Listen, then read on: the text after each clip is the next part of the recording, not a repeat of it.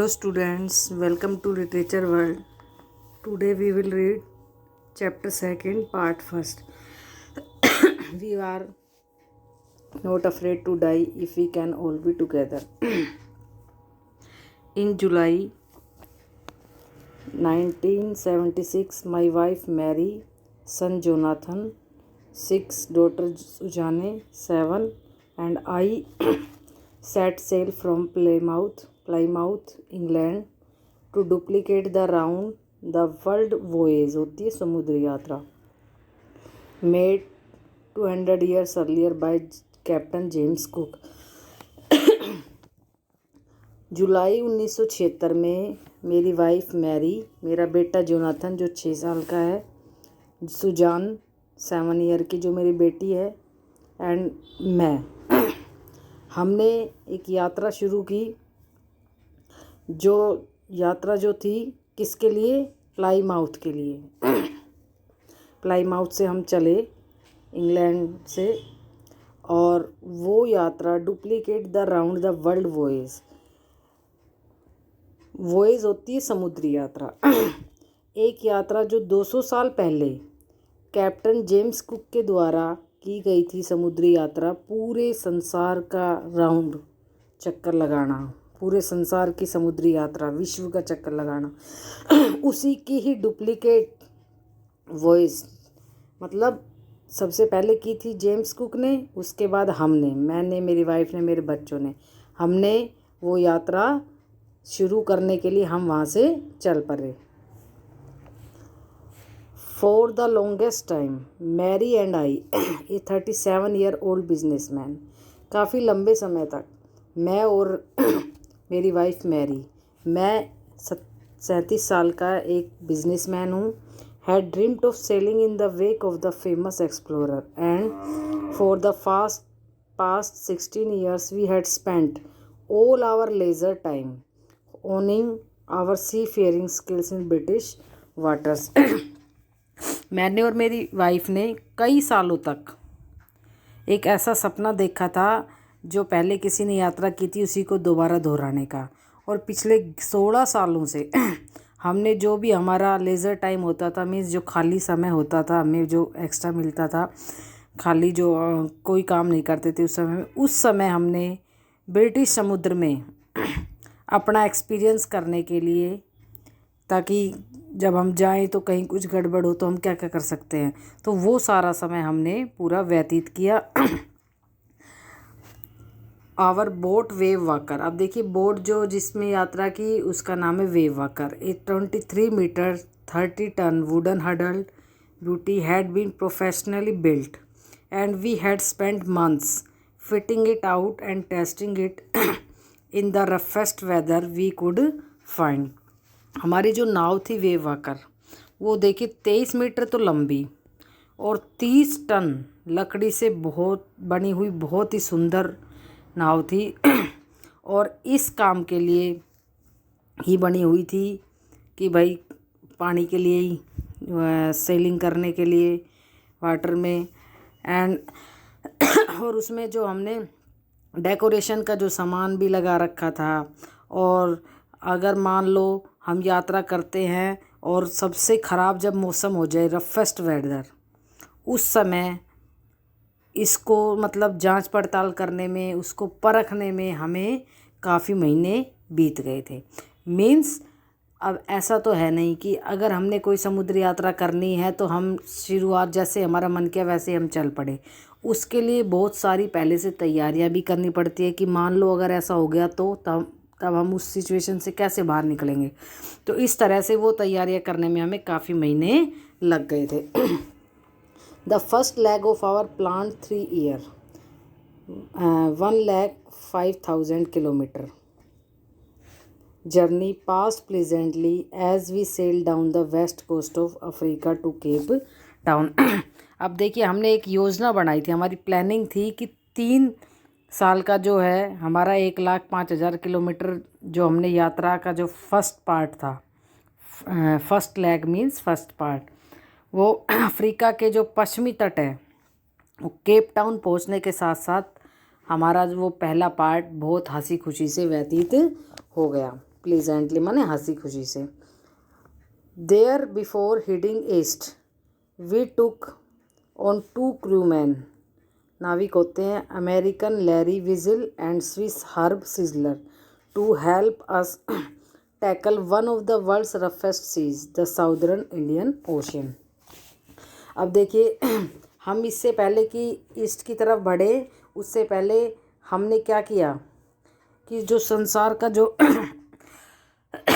World's roughest seize, सबसे जो तूफ़ानी समुद्र में से जो महासागर का मुकाबला करने के लिए कि भाई क्योंकि पानी की जहाँ तक बात है तो कुछ भी दिक्कत हो सकती है, कोई भी मिसहैपनिंग हो सकती है, इसलिए हमने पहले से ही 2 जो नाविक हैं जिसका नाम है लैरी और हर्ब, मीन्स पूरा नाम क्या है अमेरिकन, जो अमेरिका का है Larry Vigil and Swiss Herb sizzler.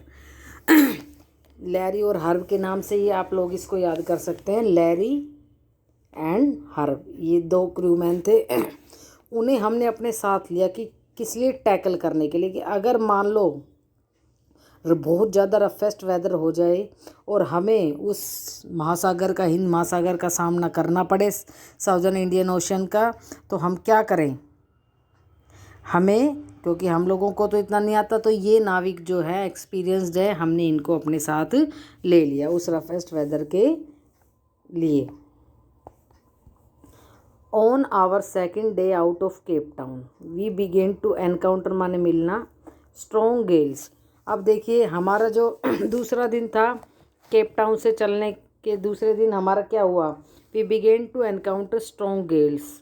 हमने बहुत भारी जो क्या बोलते हैं, जो आंधी चलते हैं, तूफ़ान, झंखड़ जिसे गर्मियों में बोलते हैं ना, चलते हैं, इस तरह से इस तेज़ हवाओं का हमने सामना किया। For the next few weeks, अगले कुछ सप्ताह, दे ब्लू कॉन्टीन्यूसली, हवाएं जो है तूफ़ानी एक तरह से हवाएं लगातार चलती रही। गेल्स डिड नॉट वरी मी, लेकिन इन आंधी झंखड़ों ने, इन हवाओं ने, इन तूफ़ानी हवाओं ने मुझे ज़्यादा चिंतित नहीं किया। But the size of the waves was alarming, लेकिन चिंतित किन्होंने किया, जो लहरें उठ रही थी समुद्र से, उनका जो आकार था ना वो बहुत ही ज़बरदस्त था। Up to 15 metres as high as our main mast, 15 metre तक था उनका आकार, जो हमारे मेन जो पार्ट था ना उससे भी कहीं ऊंचा जा रहा था। तो वो चीज़ डराने वाली थी। हवाओं से हम नहीं डरे, लेकिन लहरों के साइज से हम जरूर डर गए। दिसंबर 25 found us 3500 kilometres east of Cape Town. अब देखिए 25 दिसंबर को हमने क्या किया, हम केप टाउन से ये समझ लो 3500 किलोमीटर ईस्ट की तरफ थे। डेस्पाइट एट्रोशियस होता है बहुत ख़राब, बद से बदतर। Despite atrocious weather we had a wonderful holiday complete with a Christmas tree. इतना ख़राब मौसम था उसके बावजूद भी हमने क्या किया, हमने जो क्रिसमस जो था हमारा त्यौहार वो हमने मनाया। क्रिसमस हॉलीडे जो क्रिसमस ट्री के साथ हमने जो भी वो उसमें लाइट वाइट जो जलाते, मतलब अपना पूरा एंजॉय हमने किया इतना ख़राब मौसम होने के बाद भी। New Year's Day saw no improvement in the weather. अब देखिए 25 दिसंबर के बाद न्यू ईयर, मतलब 5-7 दिन का फ़र्क आ गया। 25 के बाद 31, फिर 1 न्यू ईयर। तब तक क्या हुआ, New Year's Day saw no improvement in the weather, मौसम में कोई बदलाव नहीं आया। But we reason that it had to change soon, लेकिन हमने क्या सोचा कि भाई ये जल्दी ही मौसम चेंज हो जाएगा। एंड इट डिड चेंज, और मौसम चेंज भी हुआ फॉर द वर्स, पहले से ख़राब, मीन्स अच्छा नहीं ख़राब हो गया। At dawn on January 2 the waves were gigantic. अब देखिए 2 जनवरी की सुबह जो लहरें थी वो बहुत ही विशाल थी, बहुत ज़बरदस्त थी। We were sailing with only a small storm jib and were still making 8 knots. हमने क्या किया था, एक जो छोटा मोटा तूफ़ान आ जाए उसके समय जो यूज़ करने वाला एक तूफ़ानी पाल, स्टॉर्म जिब्स, वो लेकर हम यात्रा कर रहे थे और हम 8 समुद्री मील की गति से चल रहे थे। As the ship rose to the top of each wave, we could see endless enormous seas rolling towards us, and the screaming of the wind and spray was painful to the ears. अब देखिए जहाज़ जो है ना, जब उस लहर की चोटी तक पहुंचता, क्योंकि लहरें ऊंची ऊंची उठ रही थी, जहाज़ जैसे चल रहा उस लहर की चोटी तक पहुंचता, तो हम जो है ना, ऐसा लगता कि ये पूरे का पूरा समुद्र हमारी तरफ ही आता हुआ दिखाई दे रहा है, हम इसके अंदर डूब जाएंगे। और जो हवाएं थी वो हमारे मतलब उनकी जो आवाज़ थी वो ऐसा लग रहा था बहुत पेनफुल थी, हमारे कानों को बहुत ही परेशान कर रही थी। To slow the boat down we dropped the storm jib and lashed a heavy moving rope in a loop across the stern. अब देखिए हमने क्या किया, हमने जो हमारी शिप थी उसकी स्पीड को कम करने के लिए हमने जो तूफ़ान का तिकोना पाल था वो नीचे की तरफ कर दिया ताकि थोड़ी स्पीड कम हो जाए। Then we double lashed everything went through our life raft drill attach life lines donned oil skins and life jackets and waited. अब देखिए एक शायद बेटर लाइन रह गई है, ये रह गया था, लेस्ड a heavy mooring rope in a loop across the stern. और देखिए नाव को बांधने वाली हमने एक मजबूत रस्सी का एक फंदा सा बनाया और वो नाव के पिछले भाग पर बांध दिया। Then we double lashed everything, फिर हमने हर चीज़ को डबल बांध दिया। Went through our life raft drill attach life lines donned oil skins and life jackets and waited. अब हमने हर चीज़ों को मतलब हमने लाइफ जैकेट्स पहन ली ताकि हमारा बचाव हो जाए, हर चीज़ को डबल डबल बांध दिया और हम फिर थोड़ा इंतजार करने लगे। The first indication of impending disaster, impending disaster माने आने वाला खतरा। The first indication of impending disaster came at about 6 PM with an ominous silence. देखिए ओमनियस क्या, ओमन्स होते हैं अपशगुन। एक मतलब कई बार ऐसा होता है कि हमें पहले से ही महसूस हो जाता है जैसे या तो बिल्कुल हवाएं नहीं चल रही है, ऐसा सुनसान सा लगता है कि कुछ ना कुछ बुरा होने वाला है। तो एक ऐसी ही ओमनियस साइलेंस, ऐसी ही खामोशी 6 बजे के आसपास जो पहला इंडिकेशन था आने वाले खतरे का, वो हमें कहता है 6 बजे के आसपास पता चल गया था, एक ऐसी खामोशी थी। द विंड ड्रॉप्ड, जो हवाएं हैं वो बिल्कुल रुक गई थी, बिल्कुल नहीं चल रही थी। And the sky immediately grew dark, और जो आसमान है वो बिल्कुल एकदम से डार्क हो गया था, अंधेरा हो गया था। Then came a growing roar and an enormous cloud toward aft of the ship. अब देखिए फिर क्या हुआ, फिर हमें एक शोर सुनाई दिए बहुत तेज़ी से, और हमें दिखा शिप के सामने से कि बहुत बड़ा बादल दिखाई दे रहा है। और then with horror I realized that it was not a cloud. अब कहता है मैंने महसूस किया कि ये तो बादल तो नहीं था, but a wave like no other I had ever seen, बल्कि बादलों जैसी दिखने वाली एक ऐसी ज़बरदस्त लहर थी जो शायद आज तक मैंने कभी भी नहीं देखी थी। It appeared perfectly vertical and almost twice the height of the other waves with a frightful breaking crest. अब देखिए वो बिल्कुल ऐसी सीधी लंबी दिखाई दे रही थी, जो दूसरी ओर लहरें आई थी ना अब तक, उनकी लगभग आप ये लगा लो डबल साइज़ में थी। और जिसकी जो जो चोटी बनी हुई थी ना ऊपर तक जो जा रही थी, ऐसा लग रहा था ये टूट के हमारी शिप में ही आ जाएगी। The roar increased to a thunder as the stern moved up the face of the wave and for a moment I thought we might ride over it. अब जो नाव है शिप जो है उसका जो पिछला पार्ट था वो उसके अगले पार्ट की पिछला जो भाग है वो लहर का जो ऊपरी हिस्सा जो था वहाँ तक उठ गया, और एक बहुत तेज़ी से आवाज़ आने लगी। थंडर माने एक तरह से विस्फोट जो हो जाता है, गड़गड़ाहट जो होती है उस तरह से।